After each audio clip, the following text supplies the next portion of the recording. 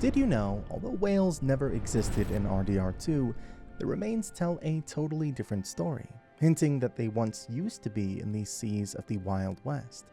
And then you realize that Rockstar actually hid two incredibly surreal, mind-blowing points of interest on the map that prove exactly that. Finding massive ocean creatures in the middle of a cowboy game sounds completely crazy, but it makes for some of the coolest environmental storytelling in the entire game.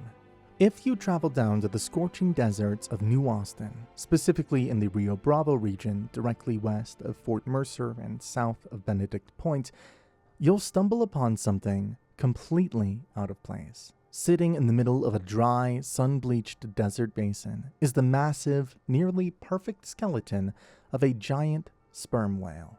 When you walk up to investigate, Arthur or John will actually sketch the huge skull and rib cage into their journal. Seeing an ocean giant sitting this far inland and way higher than the river is a brilliant hint that millions of years ago, the dusty, dry desert of New Austin was actually a massive, underwater, prehistoric seabed. But the crazy discoveries don't stop there, because there's actually a second set of whale remains hiding in a completely different, freezing climate. If you head up to West Elizabeth and climb the steep, rocky ridges of Big Valley, just west of Lake Oangela, near the mysterious stone obelisk we talked about earlier, you'll find even more whale bones. These ones are heavily weathered and scattered across a rocky edge overlooking the valley.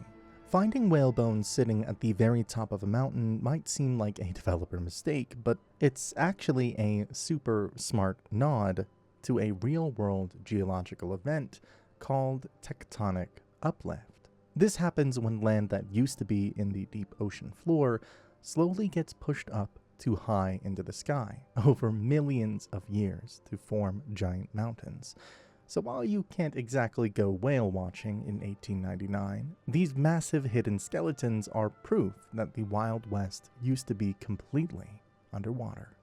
If you ride down south of Thieves Landing in New Austin, you'll find a creepy rundown shack sitting off a cliff overlooking the San Luis River called Old Bacchus Place. At first glance, it looks like another abandoned house, but if you look closely at the clothesline out front, you'll see a single, dirty white shirt blowing in the wind.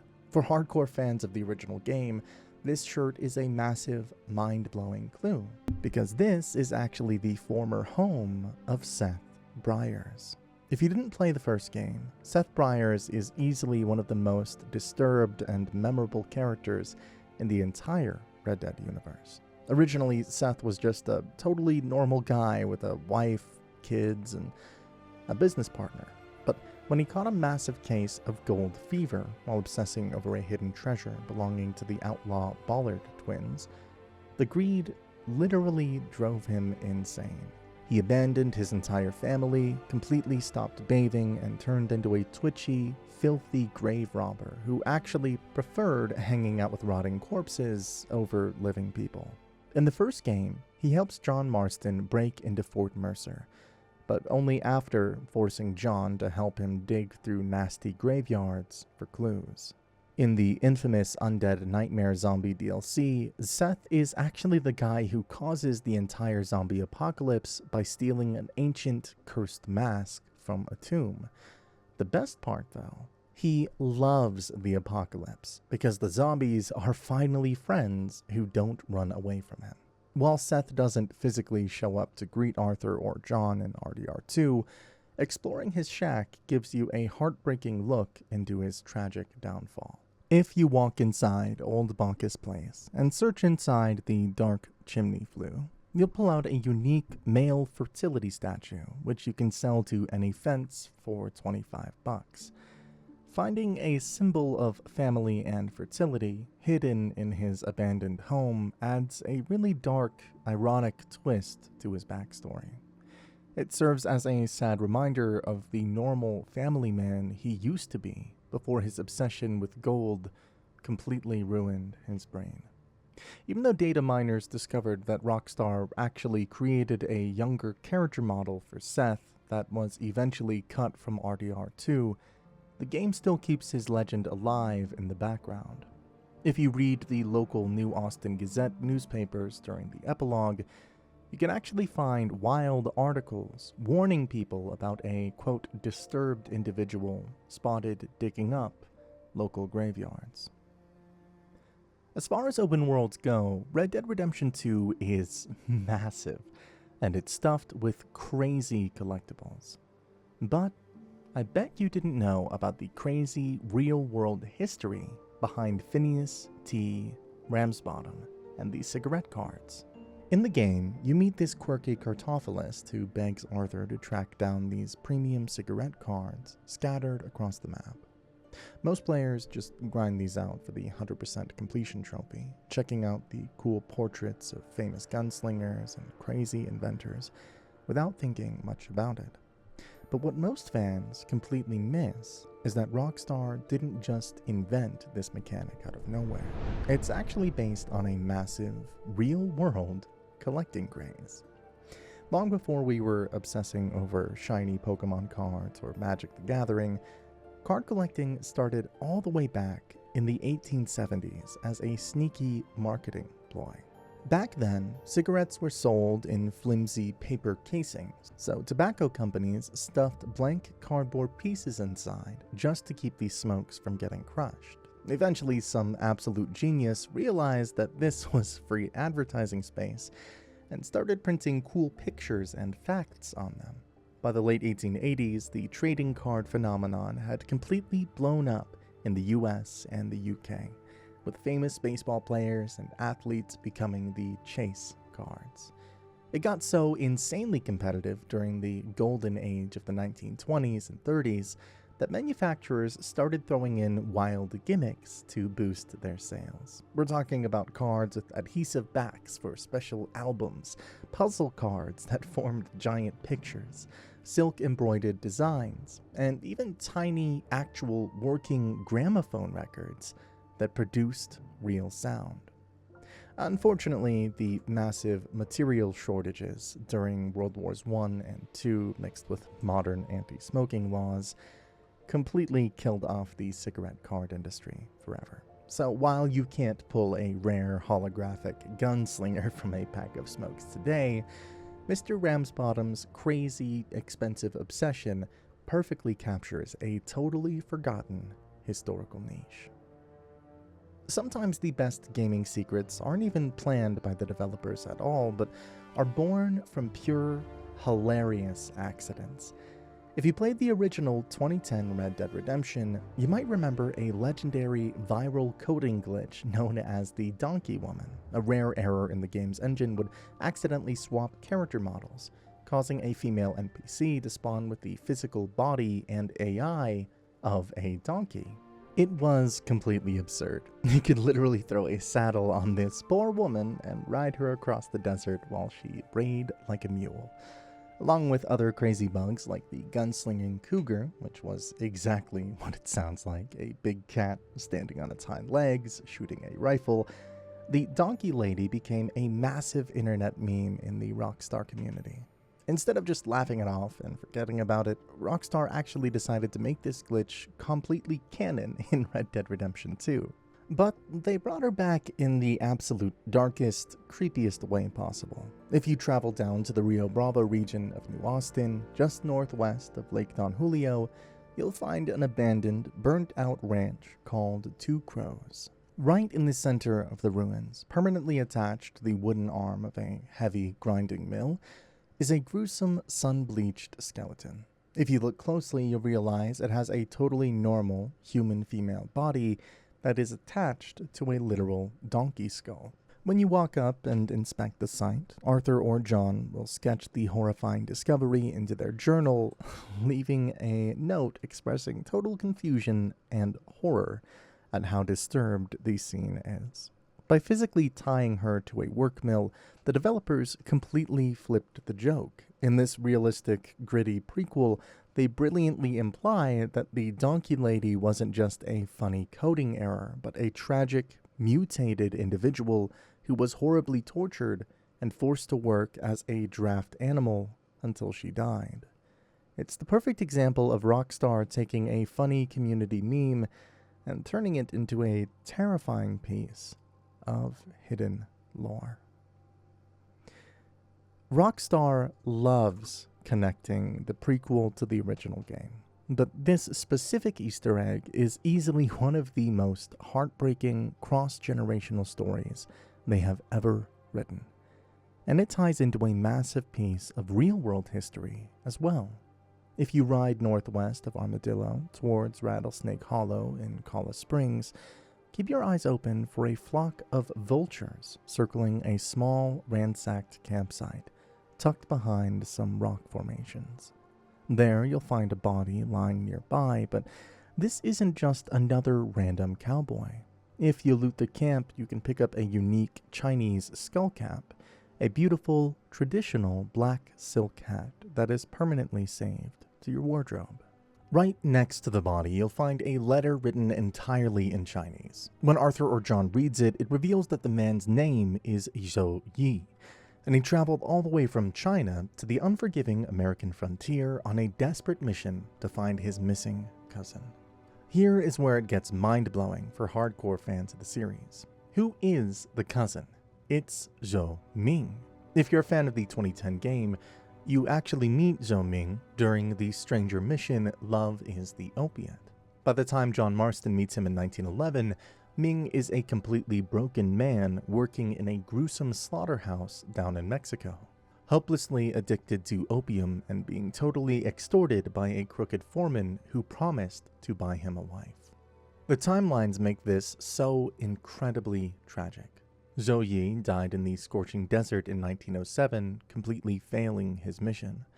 Just a few years later, John interacts with Ming, who remains completely unaware that his cousin traveled thousands of miles across the ocean, only to die just a few days' ride away. But what makes this secret so deeply impactful is the real-world cultural context behind it. This isn't just a sad video game story, it's a brilliant reflection of the massive Chinese diaspora in the American West during the late 1800s. Tens of thousands of Chinese immigrants left their homes seeking what they called the Gold Mountain.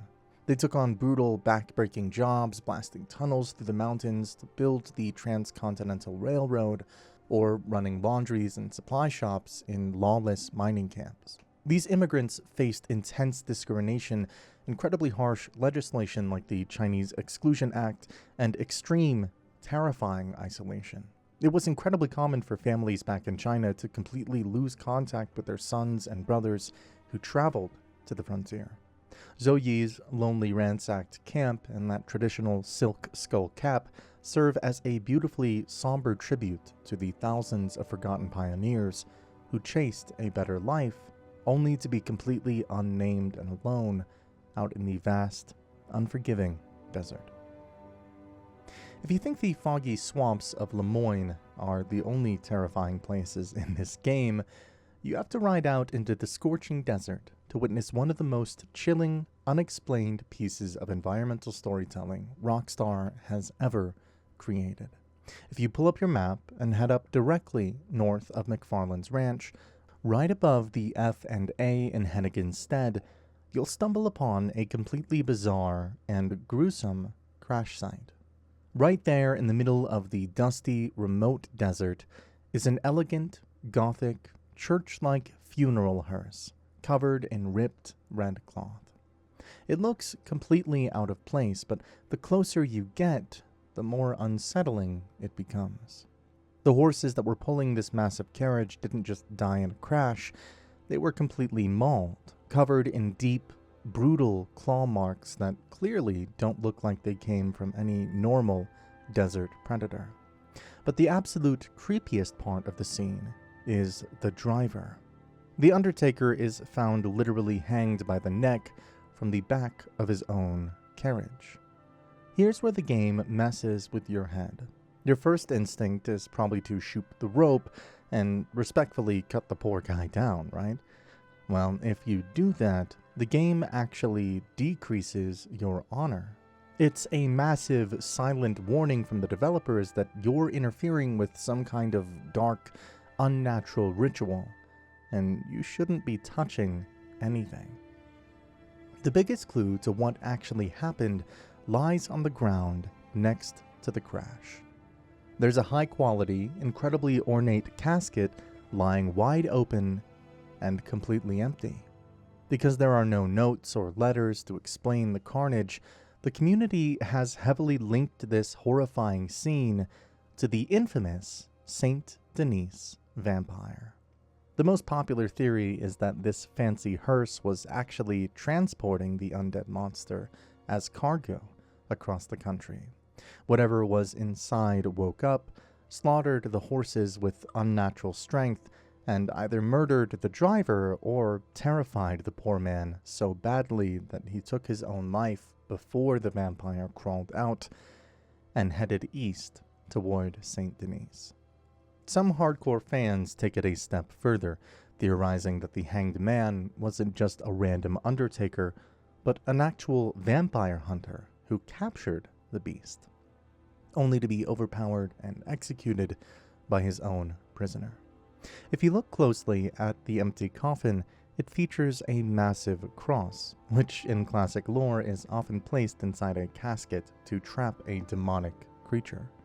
To make the whole thing even more terrifying, you'll notice a complete lack of normal scavengers around the crash. There are no vultures or coyotes picking at the dead horses, heavily implying that whatever broke out of that coffin left behind an evil aura so unnatural that even the wild animals are too terrified to go near it.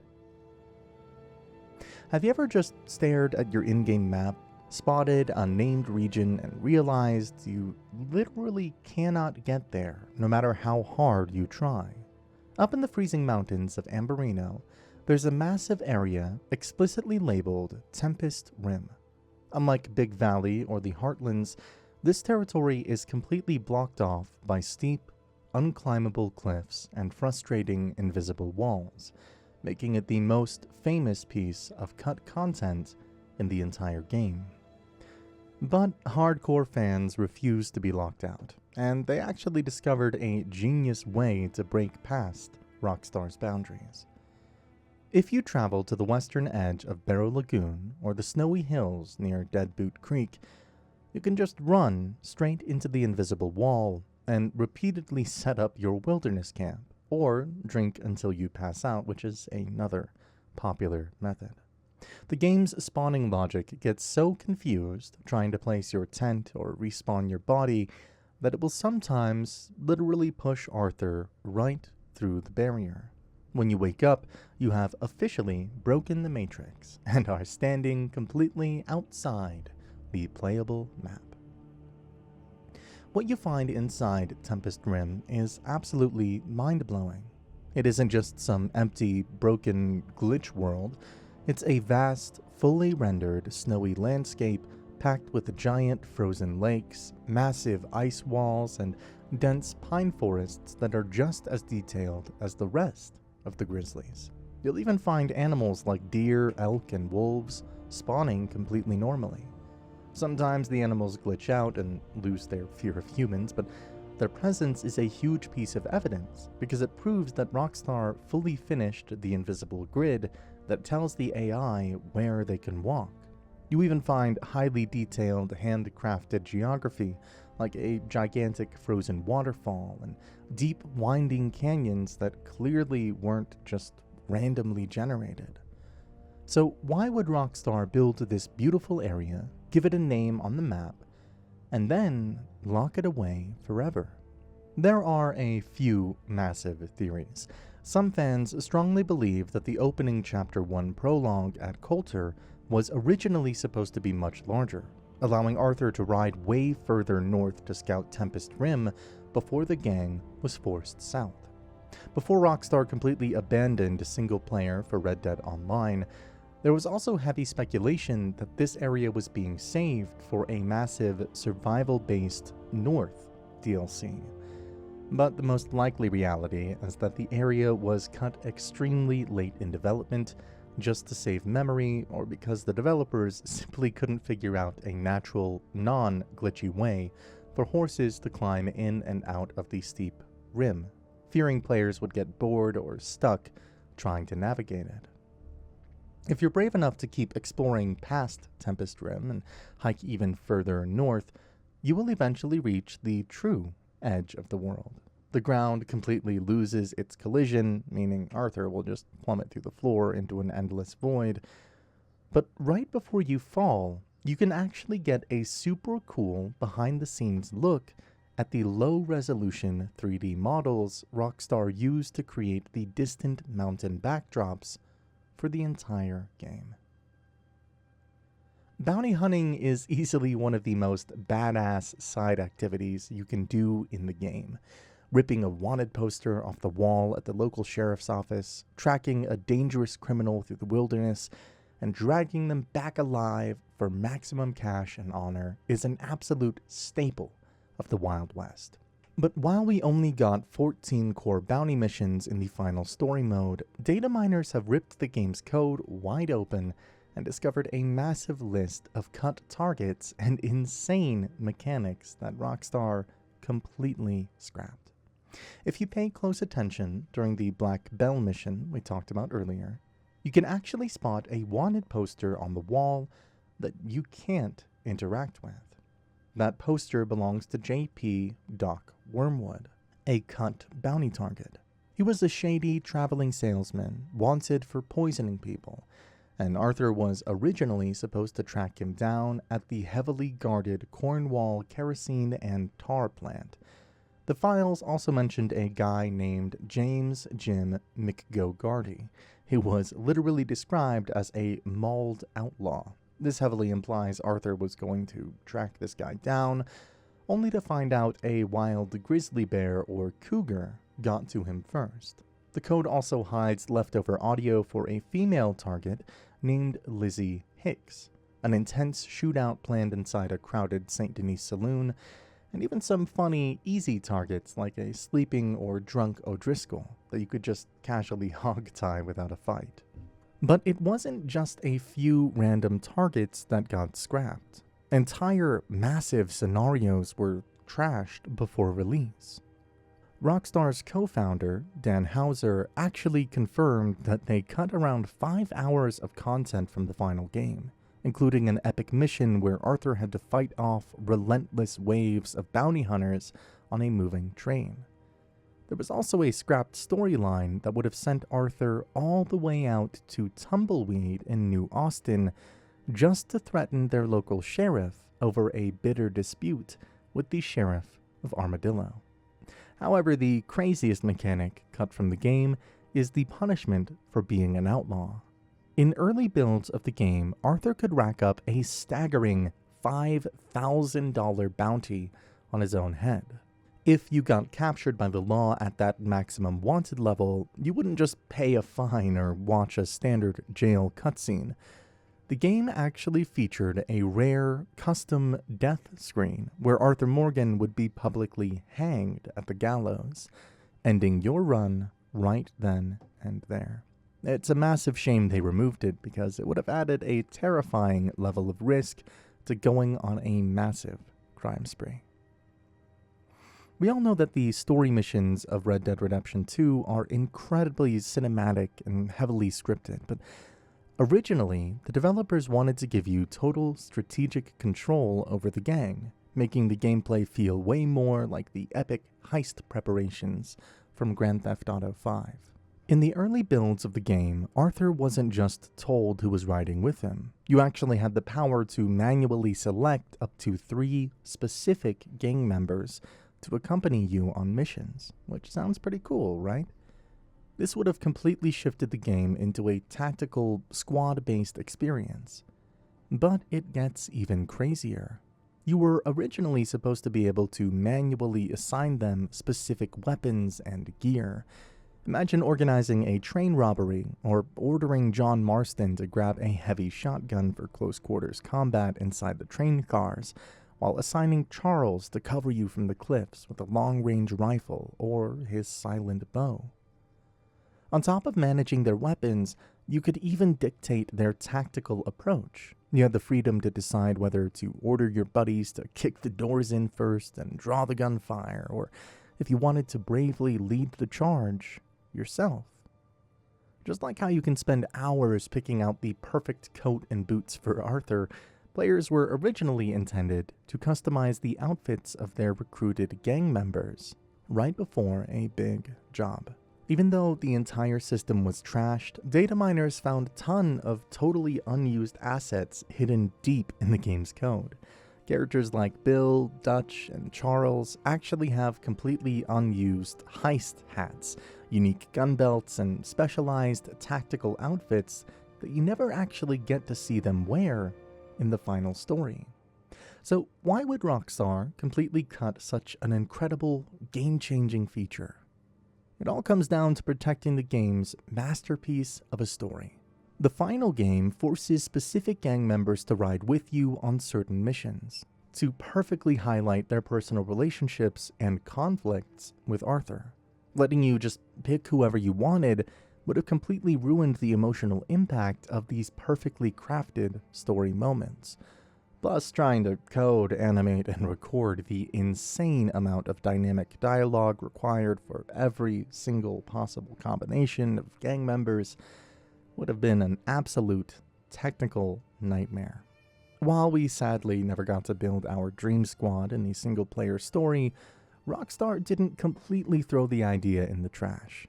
They eventually recycled bits of this customization into Red Dead Online, where posse leaders are actually given the power to change the overall outfit style of their entire crew.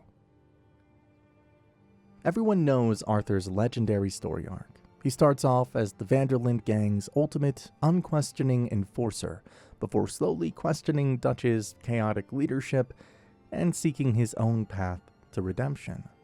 But while the story is amazing on its own, it is what Rockstar did to his actual character model that will blow your mind. Rockstar built an incredibly immersive, dynamic system where Arthur's hair and beard grow in real time, and he gets realistically mixed in mud, snow, and blood during gunfights, forcing you to actually bathe and shave him. But a fan on Reddit recently used the in-game photo mode to take close-up portraits of Arthur throughout every single chapter of the game, and compiling them reveals a dark, hidden layer to this mechanic. When you line the photos up side by side, you aren't just looking at hair growth. You're literally watching the life slowly drain out of him. As every fan tragically knows, Arthur contracts tuberculosis, or TB, incredibly early in the story during that infamous debt collection mission for Leopold Strauss. You can avoid Thomas Downs for as long as you want, but the game eventually forces you to beat him up to progress the story, permanently sealing Arthur's fate. Back in the 1800s, TB was a brutal, fatal bacterial infection that completely destroyed the lungs, and Rockstar didn't just rely on Roger Clark's award-winning voice acting to show the sickness taking hold. They actually programmed Arthur's character model to gradually and realistically deteriorate over time. Throughout the second half of the game, his physical decline is baked right into his appearance. His complexion turns terrifyingly pale, his eyes become sunken and bloodshot, and he visibly loses weight. It's an incredibly subtle, slow-burning visual tic that makes his illness feel completely real and devastating. Depending on how you played the game and managed your honor, this tragic physical decline leads right into his final moments. Whether he peacefully succumbs to the illness while watching his final sunrise, or gets brutally murdered by Micah.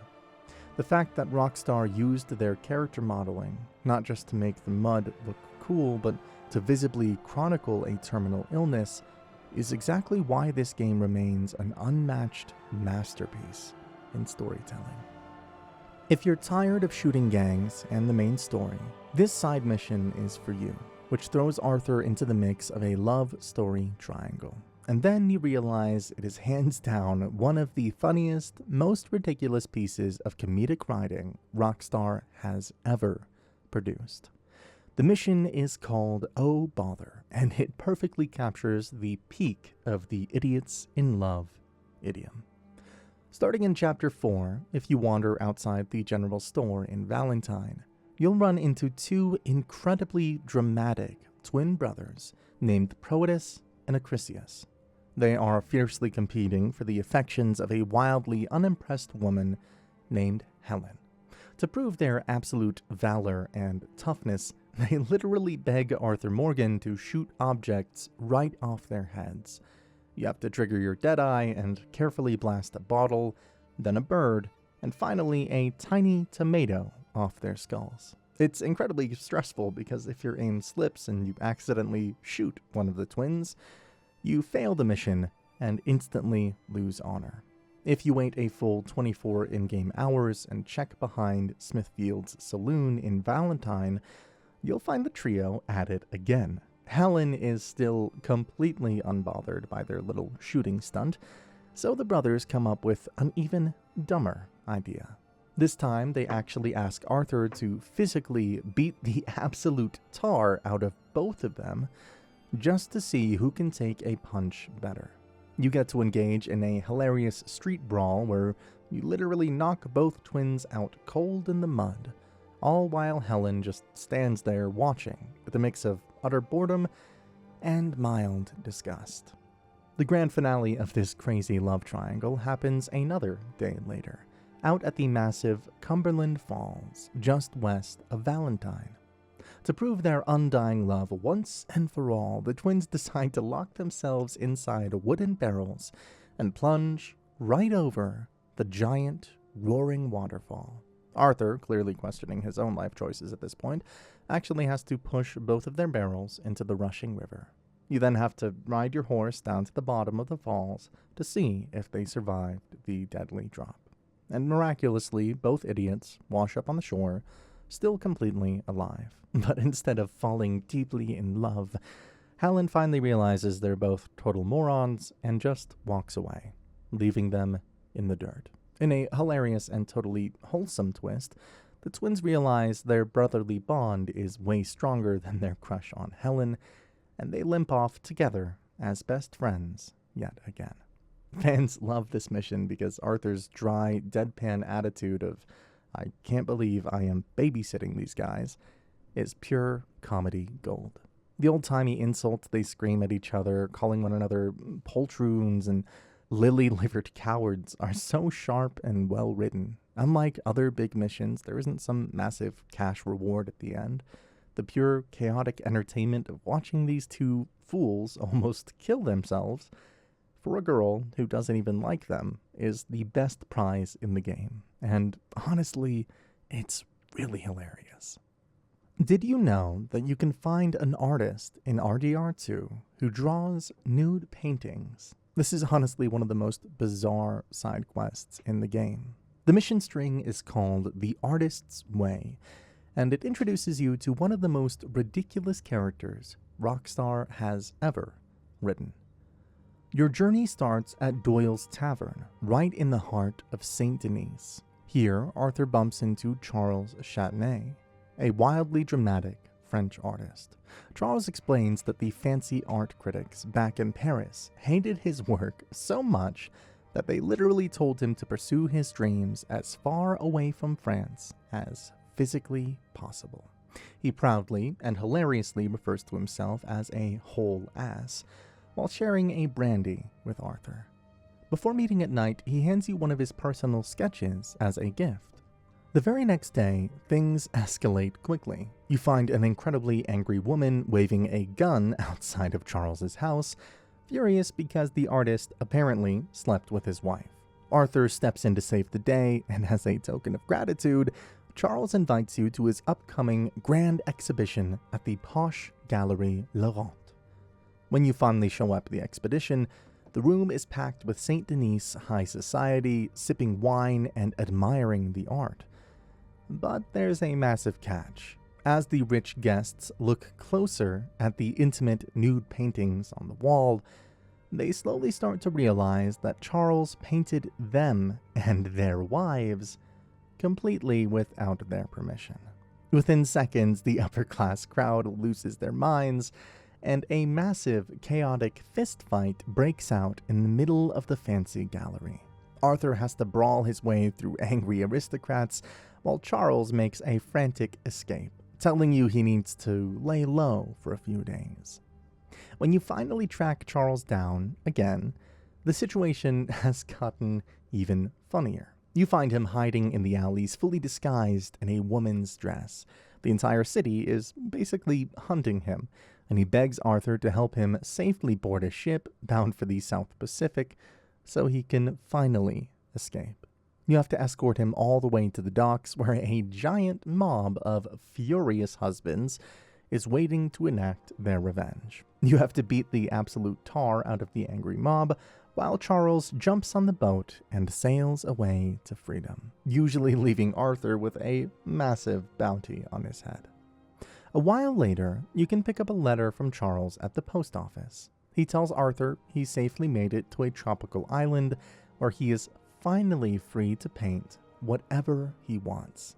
The coolest secret detail, though, that random sketch he handed you back at the tavern actually jumps in value from $2.20 to $4.23 at the St. Denis fence once he becomes a famous, exiled artist. The lore behind Charles is actually brilliant.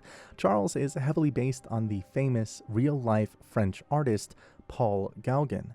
Just like Charles, Gauguin's early work was called obscene by critics. So he left Europe in the 1890s and moved to French Polynesia, Tahiti in the South Pacific, where his art finally became legendary.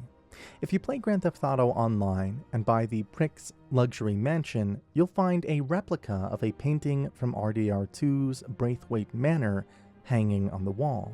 In the modern HD universe, that painting is officially credited to C. Châtenay. If a man painting nude paintings seems absurd to you, well, this one might totally shock you. And it's officially known in the community as the sheep wedding, or the man who married his sheep. It's easily one of the most infamous, deeply disturbing, and bizarre examples of Rockstar's classic, dark, no-context environmental storytelling. If you want to see this madness for yourself, you have to ride out to the green fields of the Heartlands in New Hanover, just northwest of Emerald Ranch. Look for a place called Guthrie Farm. If you ignore the main farmhouse and head south to a small, isolated wooden shed, you'll come across a scene that will leave you completely speechless. Inside the stables, you'll find a dead man lying on the ground, with his trousers pulled all the way down to his ankles. Right next to him is a dead merino sheep, wearing a pretty pink ribbon tied around its neck. As if the visual evidence wasn't jarring enough, the game actually lets you interact with the scene to confirm exactly what happened. If you walk up and loot the sheep's carcass, you'll actually pull a gold wedding ring right off it. There's no hidden letter or journal entry to explain the backstory here. The placed ring, the ribbon, and the state of the man's pants heavily imply that this lonely farmer literally married his farm animal and then died in the middle of a very inappropriate honeymoon. But what makes this Easter egg an absolute legend in the Red Dead community is that there is actually a living sequel to it. If you wander the open fields of North Heartland Overflow, you might randomly encounter a lone, living black sheep casually grazing in the grass. If you look closely, this sheep is also wearing a pink ribbon around its neck. If you're cold-hearted enough to kill and loot this specific sheep, you'll find, yet again, a second golden wedding ring. Fans have been laughing about this for years, theorizing that the weird farmer actually had two wives, and the black sheep was the lucky one that managed to escape before he died. Interestingly, if you do decide to shoot the living wedding sheep in the wild, the game instantly decreases your honor. The coding literally considers the sheep a domestic pet, rather than wild prey. This is the ultimate Rockstar dirty joke, whether it's a ridiculous pun, or on having bad habits, or just a nod to their old-school, mature humor from the GTA San Andreas days. It is a truly wild discovery that proves you never really know what you're going to walk into when you open a random door in this game. The foggy woods of Roanoke Ridge are already terrifying enough, but if you ride up north alongside the Kamasa River, just south of the massive Brandywine Drop waterfall, the game throws a wild encounter at you. One I didn't see coming. Out of nowhere, you hear a loud, chilling, human-sounding howl echoing through the trees. Suddenly, a completely naked, wild, bearded man will sprint out of the bushes, howl right at your face, and then take off running. He isn't alone either. He's always guarded by a pack of massive gray wolves that will rip you to shreds to protect him. Most players just shoot the wolves and ride away, but if you actually use your eagle eye to track their scent, it leads to a shallow, hidden cave in the riverbank. Inside, the man will cower in the corner in pure terror, while his wolf family viciously attacks you. If you're forced to shoot the animals to survive, the encounter turns incredibly depressing. The feral man will literally drop to the dirt floor, sobbing and howling in grief over his dead pack of wolves. But the most mind-blowing detail is found at the very back of his cave. You can pick up his faded, dirty journal, which reveals his entire tragic backstory. He was just a misunderstood, isolated kid who ran away from home, from a wildly strict father, and was actually adopted by a mother wolf in the wild. The genius of Rockstar's environmental storytelling shines in how the diary is written. The early journal entries start off with perfect, clear English sentences, but as you flip the pages, you can literally see him losing his humanity. As the years pass, the words slowly devolve into broken grammar, then just primitive barks, frantic scribbles, and crude drawings of his wolf family as he completely forgets how to speak and think like a human. But whatever you do, don't let your guard down. If you kill his wolves, let him cry, and then try to casually walk out of the cave, the broken-hearted man will suddenly snap. He'll pull a hunting knife and try to violently stab Arthur in the back in a fit of pure, vengeful rage. It's a crazy, emotional roller coaster of an encounter that proves the open world isn't just a shooting gallery, but a living place full of really tragic, hidden stories. The game gives you a rare opportunity to humiliate the rat Micah, and I'd suggest not to waste it, because let's be honest, every single player who has finished this story knows that nothing feels better than knocking his massive ego down a peg without even having to fire a single bullet. This incredibly satisfying moment happens exclusively during Chapter 3, when the gang is enjoying the warm weather camped out at Clemens Point. If you wander near the water's edge or by Micah's tent, you might spot a little knife icon pop up on your minimap. This triggers a special, limited-time companion activity. You have to jump on this quickly, because once the gang packs up and moves the camp down to Shady Bell, you'll miss this golden chance to embarrass him forever. Micah will actually challenge Arthur to a high-stakes, incredibly tense game of five-finger fillet. If you haven't played it, it's a nerve-wracking test of pure rhythm and memory, where you have to rapidly stab a sharp hunting knife back and forth between your fingers. To win, you have to complete more full sequences than Micah before the timer totally runs out. The best pro tip for winning is to completely ignore Arthur's hand on the screen. The animation is way too distracting, and you'll mess up your timing. Just lock your eyes firmly on the button prompts at the bottom of the screen, and treat it exactly like a fast-paced rhythm game. If you panic and press the wrong button, Arthur will brutally stab his own hand, bleeding all over the wood and wasting precious seconds while the lap resets. While you can bet a couple of bucks on the match, the real reward isn't the tiny $1 or $2 you win. The true prize is watching Micah have an embarrassing meltdown. He is a notoriously sore loser. So when Arthur easily beats him, Micah will start aggressively giving insults, whining that the game is just stupid or making excuses that Arthur only got lucky. Hearing Arthur casually throw out his dry, calm, witty comebacks while Micah sits there seething with pure rage is easily one of the most cathartic, satisfying interactions in the entire story. If you want to practice your knife skills before taking on the rat, or if you accidentally progressed past Chapter 3, you can always find permanent tables out in the wild. You can warm up at the table next to Smithfield Saloon in Valentine, try the porch in Strawberry, or face the hardest, fastest opponents inside the grimy Van Horn trading post. Have you ever wondered how the gang reunites suddenly on a totally isolated island without any form of contact?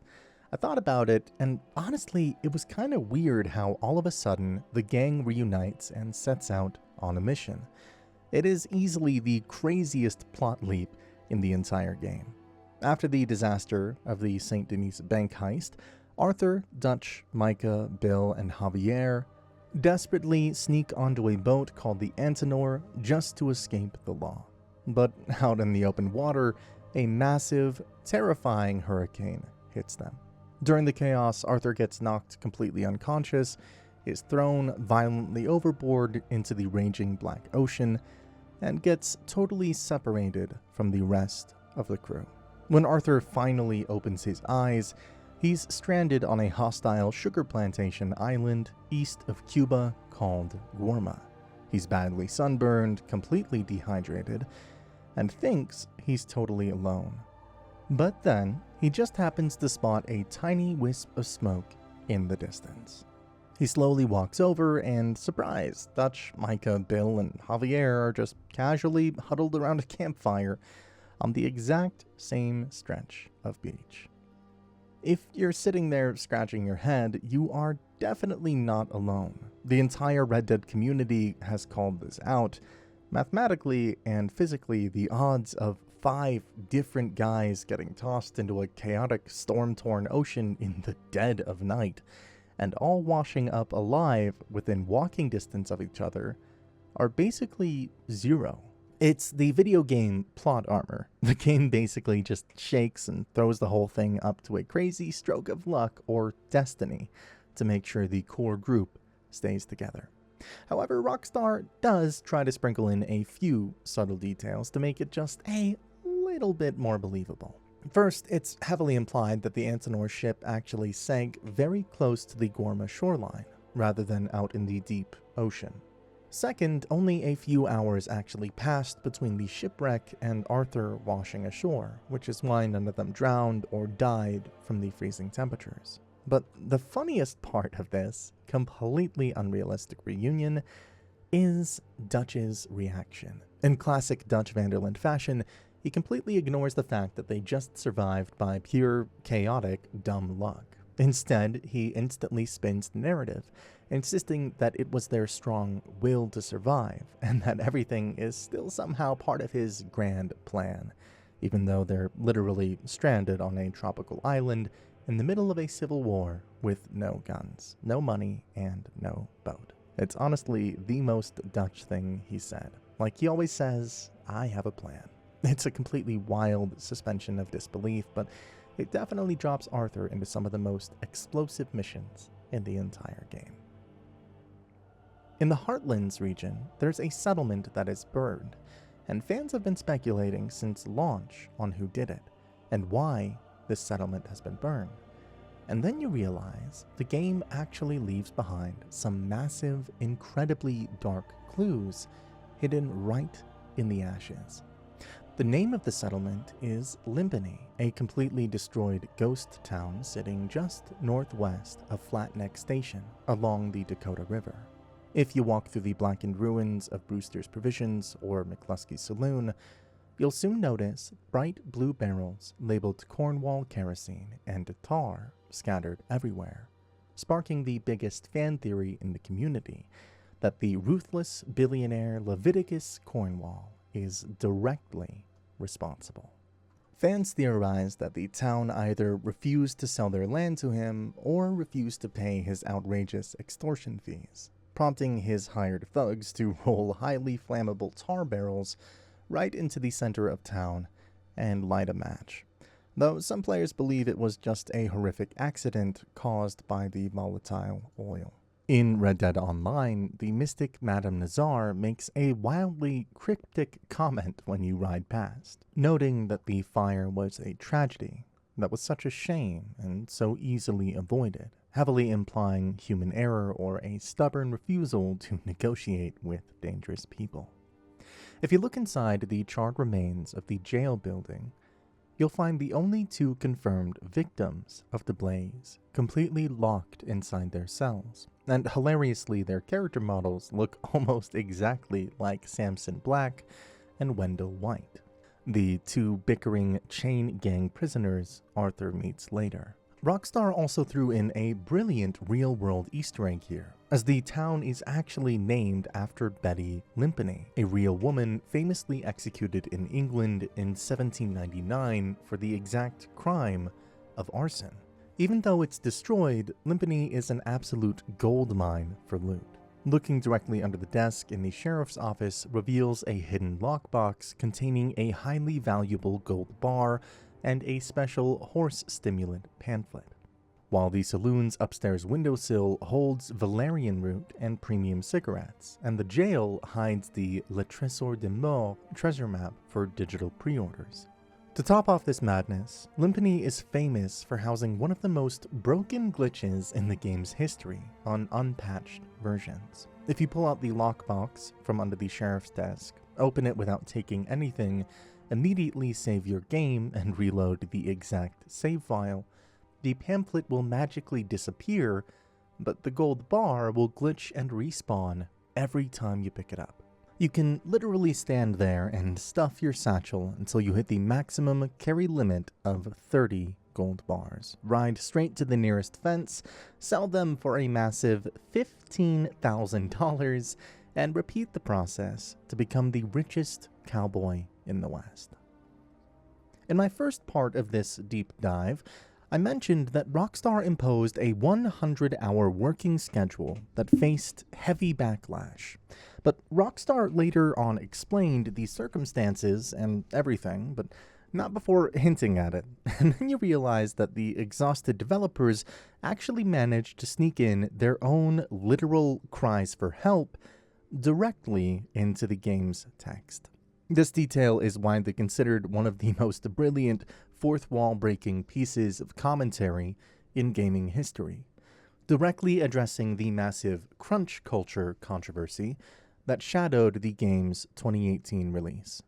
If you walk into any gunsmith across the map and flip through the heavy Wheeler, Rawson & Co. catalog to look at the basic Cattleman revolver, you'll find an incredibly suspicious product description. The official text literally reads, "It's made by skilled laborers who work tireless hours each week and on the weekends for little pay in order to bring you the finest revolver in the field." While it is cleverly disguised as standard 1890s flavor text, players and critics immediately realized what was really going on.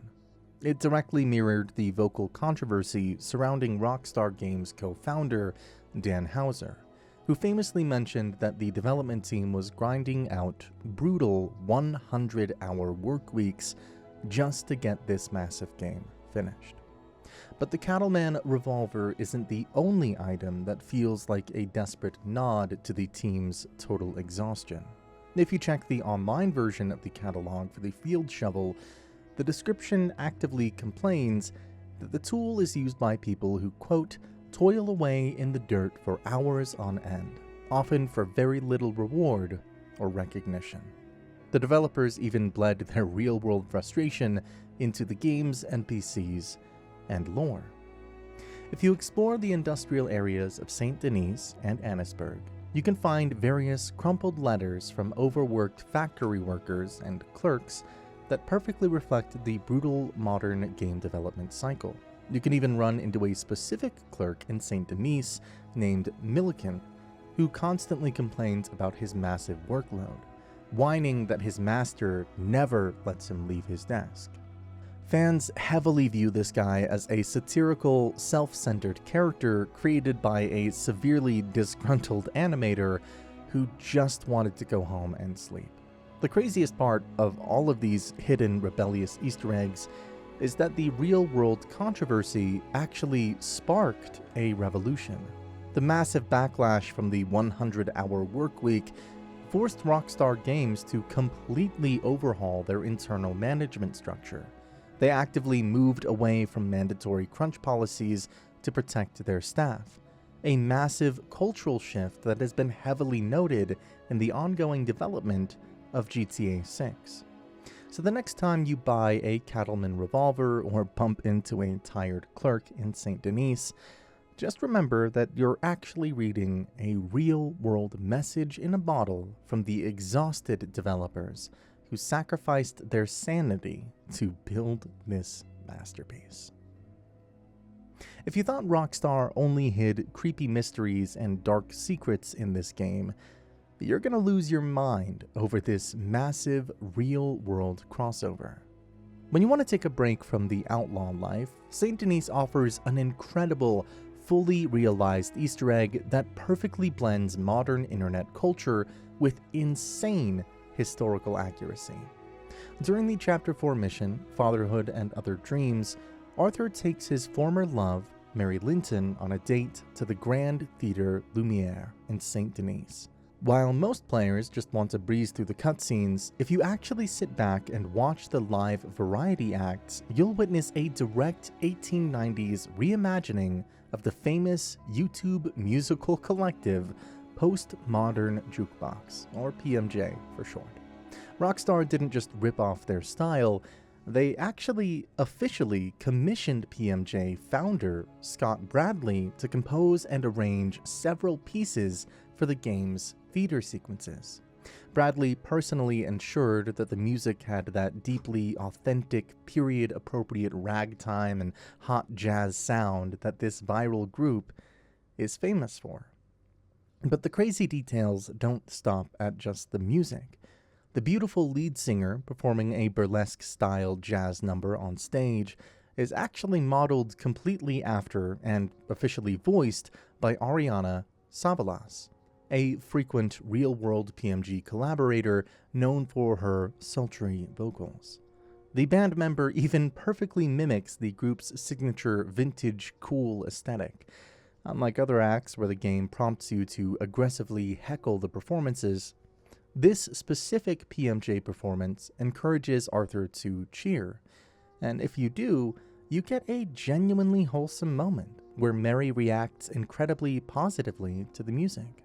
If you decide to stay in your seat for the full show at the theater, the entertainment is a goldmine of interactive moments. You'll see Benjamin Lazarus, a wildly confident mentalist who actually asks Arthur to draw his gun and fire a live bullet right at his face.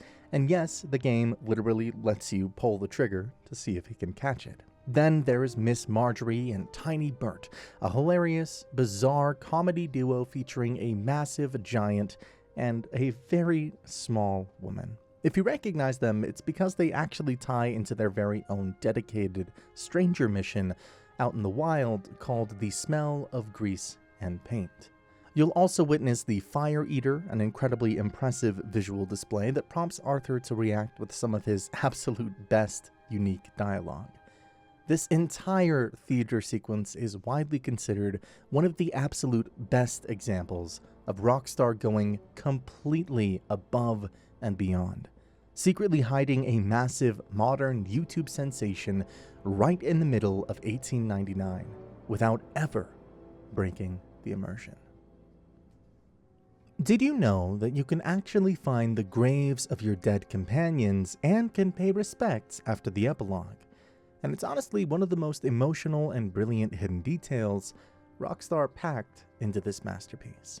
When you finally step into the boots of John Marston, you can embark on a bittersweet journey across the entire massive map to visit 9 specific gravesites, which is actually a requirement for unlocking the Paying Respects trophy and hitting that elusive 100% completion mark. You have to travel all the way up to the freezing, snowy mountains of Amberino to find Jenny Kirk resting east of Spider Gorge, and Davy Callender buried in the tiny church graveyard at the abandoned town of Coulter. They died at the Blackwater Massacre. Down in New Hanover, you'll find Sean McGuire tucked away in a group of trees overlooking Flatiron Lake, just north of Clemens Point, while Susan Grimshaw rests on top of a steep hill overlooking the railroad southwest of Elysian Pool. In Lemoyne, poor Kieran Duffy is buried out in the meadows just west of Shady Bell, and if you ride out to the southern swamps of Blue Water Marsh, you'll find Hosea Matthews and Lenny Summers, tragically but beautifully, buried side by side under the trees. Up near Donner Falls, the brave warrior Eagle Flies is buried on a cliffside directly overlooking the crashing waterfall. But the most heartbreaking and detailed stop on this journey is finding Arthur Morgan himself, resting high up on a scenic ridge facing the sunrise northeast of Bacchus Station. What makes his grave an absolute masterpiece of environmental storytelling is that its appearance completely changes based on the honor level you had when he died. If you played as a good man with high honor, his grave will be completely pristine, covered in beautiful, colorful flowers with a majestic eagle often seen perched nearby, and an epitaph reading, "Blessed are those who hunger and thirst for righteousness." However, if you played with low honor, his grave will be heavily weathered, completely barren of flowers, guarded by a dark coyote, with a totally different epitaph saying, "Blessed are those who mourn, for they will be comforted." Just remember, simply riding past these spots isn't enough. You have to actually walk up and press the prompt to officially inspect the gravesite to pay your respects, giving John a quiet, emotional moment to say goodbye to his fallen family. The foggy, alligator-infested swamps of Lemoyne are already the most terrifying region in the game, but if you ride out into the marshlands of Bayou Noir, look exactly east of the second O in the word Lemoyne on your map, and you'll see something truly unsettling.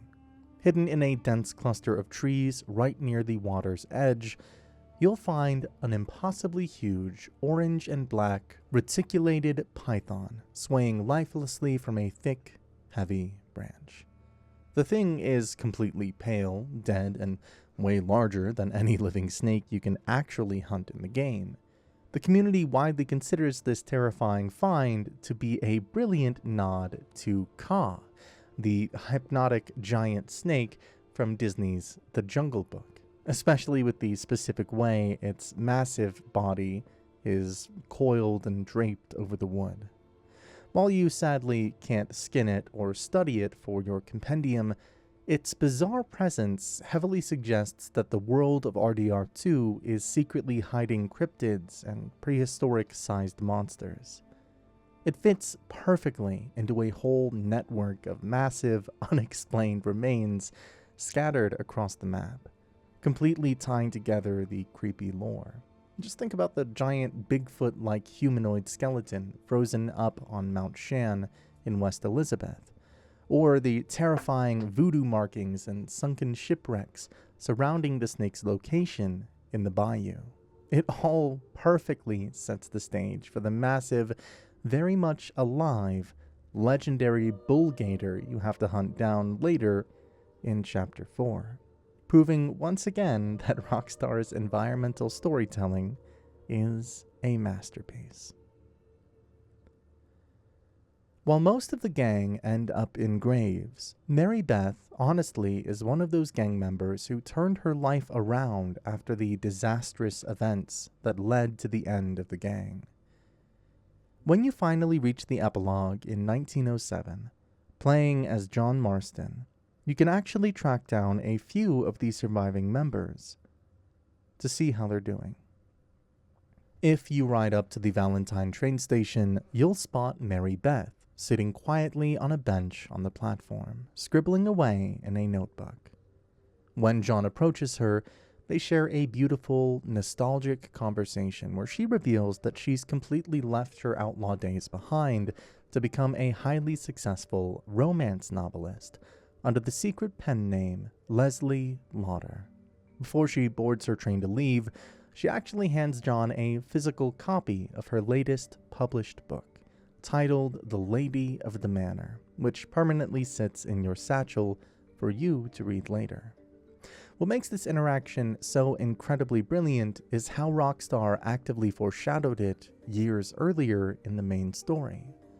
Long before the gang fell apart, Mary Beth was always the dreamer. If you hung around the Horseshoe Overlook camp in Chapter 2, you could frequently catch her writing on the edge of camp, telling Arthur how desperately she wanted to write stories that mean something. She even triggers a specific camp request, asking Arthur to hunt down a fountain pen for her. It's a beautiful contrast to the camp ledger, which usually credited her for bringing in cash through shady pickpocketing scams. But the happy endings don't just stop with her. Rockstar hid a few other amazing reunions across the map to give you some closure. If you head down to the bustling city of St. Denis near the park, you can run into Tilly Jackson, who's now happily married to a wealthy lawyer and expecting a baby. If you walk into the general store in Rhodes, you'll realize the new owner running the register is actually the camp cook, Pearson. He even gives a heartbreaking hidden photograph of the old Vanderland gang hanging proudly over the wall right behind his counter. It's the perfect way for the game to show that despite all the death and chaos Dutch caused, a few of our favorite characters actually managed to escape and find their own version of the American dream. Speaking of Mary Beth, earlier in the game, she gives Arthur a specific request that leaves many fans completely scratching their heads, trying to figure out where to find it. If you want to be the ultimate camp provider and get an easy achievement, you have to track down her missing fountain pen. But because this is Rockstar we're talking about, they didn't just place it in a random general store. They hid it right in the middle of one of the darkest environmental stories in the entire game. To even start this mini quest, you need to be hanging around the Horseshoe Overlook camp in Chapter 2. If you spot Mary Beth sitting quietly at a table writing in her journal, walk up and greet her. She'll casually mention how she loves writing, but complains that her current pen is absolute garbage. She asks Arthur to keep his eyes peeled for a proper fountain pen. You have to complete this before the end of Chapter 4, once the gang packs up and flees to the swampy, lakey camp in Chapter 5. The opportunity to finish her request permanently expires. To actually find the pen, though, you have to ride out into the heartlands of New Hanover, just east of Emerald Ranch. If you look directly south of the lowercase v in the word Hanover on your map, you'll find a small, isolated cabin tucked away in the woods called Osman Grove. When you push that front door open, you're immediately hit with a horrifying scene. You'll find an entire family dead inside of the cabin. Unlike the brutal murders you usually find out in the wild, this scene is completely bloodless. If you look closely at the smoke filling the room and the broken pipe on the heater, you realize this entire family tragically succumbed in their sleep to carbon monoxide poisoning from a faulty stove.